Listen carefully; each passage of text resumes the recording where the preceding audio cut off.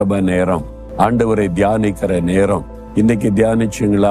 இல்லைங்க, போங்க போங்க, எங்கேயாவது ஒரு இடத்தை கண்டுபிடிங்க. ஆண்டோடைய பாத்துல 10-15 நிமிஷம் தனியா உட்காருங்க. ஆண்டவரை உம்முடைய அன்பை நான் தியானிக்கிறேன், எனக்காக சிலுவையிலப்பட்ட பாடுகளை தியானிக்கிறேன்னு கொஞ்ச நேரம் அதை நினைத்து பார்த்தாலே உங்களுடைய இருதயத்துல மாற்றம் வருவதை உணர்வீங்க. பாரமெல்லாம் போயிடும், கஷ்டமெல்லாம் போயிடும். ஒரு இனிமையான ஒரு பிரசன்னம் சூழ்ந்து கொள்ளும். ஆண்டவரை பார்த்து சொல்லுங்க, ஆண்டவரே, நான் அந்த காலை நேரம் இனிமையான நேரத்தை விட்டுறக்கூடாது.